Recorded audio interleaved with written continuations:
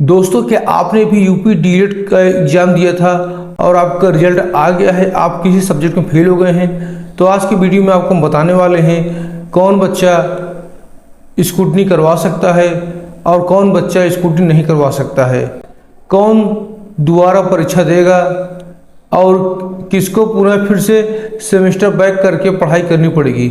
सारी जानकारी आपको इस वीडियो में देने वाले हैं।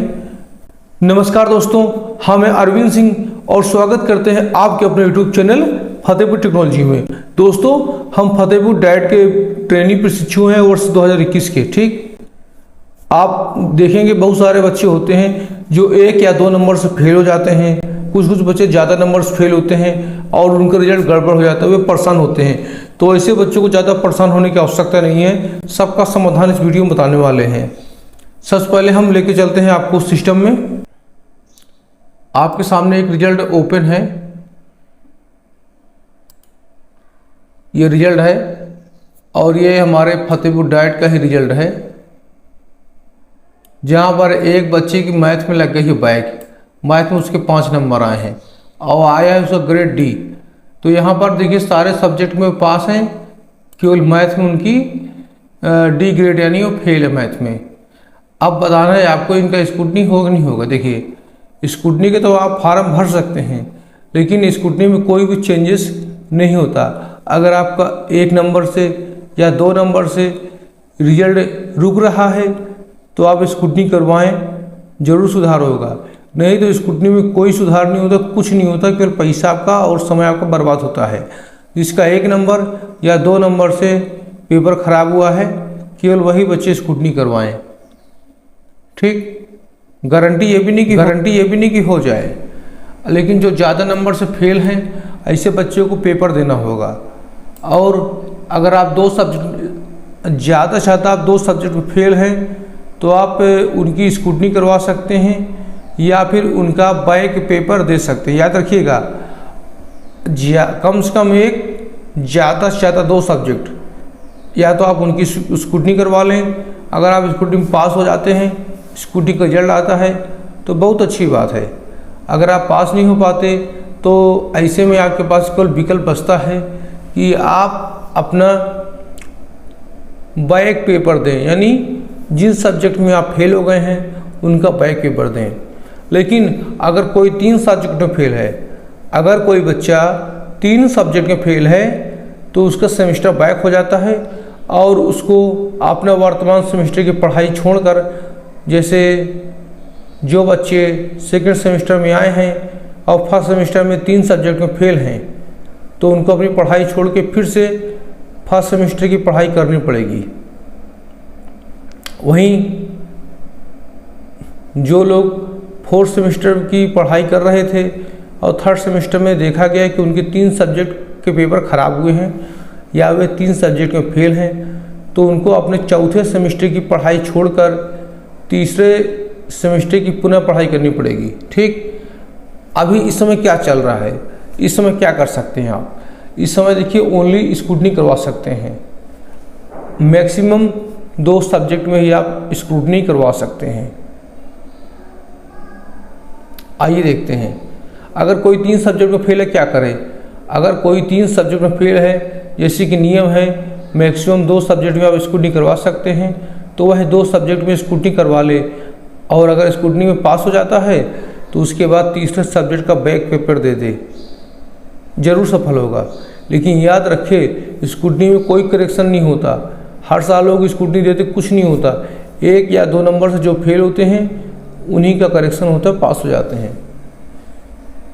आइए आगे देखते हैं हम लोग। जैसे कि यहाँ पर आप स्क्रीन में देखेंगे, यदि प्रशिक्षु किसी भी विषय की उत्तर पुस्तिका का स्क्रूटनी चाहता है तो उसे परीक्षा परिणाम घोषित होने की तिथि से 30 दिन के अंदर संबंधित डाइट में अपना आवेदन पत्र प्रस्तुत करना होगा। यानी रिजल्ट आने के 30 दिन के अंदर जो भी उसका डाइट है वह कंटेक्ट करना होगा। प्रशिक्षु अधिकतम 2 विषयों की ही स्क्रूटनी करवा सकता है। ये मोटे तौर पर यहाँ दिया है, प्रशिक्षु केवल 2 सब्जेक्ट की ही स्क्रूटनी करवा सकता है। उसके आगे अगर हम बात करें, स्क्रूटनी फीस पर सब्जेक्ट की 100 रुपये फीस लगेगी। ठीक, प्रति प्रश्न पत्र। एक सब्जेक्ट की स्कूटनी की फीस 100 रुपये है, और बाकी इधर उधर की जो फीस ले लें बात अलग है। किसके नाम पे ड्राफ्ट बनेगा? सचिव परीक्षा नियामक। 2 नंबर से जो फेल होते हैं उन्हीं का करेक्शन होता है, पास हो जाते हैं। आइए आगे देखते हैं हम लोग। जैसे कि यहाँ पर आप स्क्रीन में देखेंगे, यदि प्रशिक्षु किसी भी विषय की उत्तर पुस्तिका का स्क्रूटनी चाहता है तो उसे परीक्षा परिणाम घोषित होने की तिथि से 30 दिन के अंदर संबंधित डाइट में अपना आवेदन पत्र प्रस्तुत करना होगा। यानी रिजल्ट आने के 30 दिन के अंदर जो भी उसका डाइट है वह कंटेक्ट करना होगा। प्रशिक्षु अधिकतम 2 विषयों की ही स्क्रूटनी करवा सकता है। ये मोटे तौर पर यहाँ दिया है, प्रशिक्षु केवल 2 सब्जेक्ट की ही स्क्रूटनी करवा सकता है।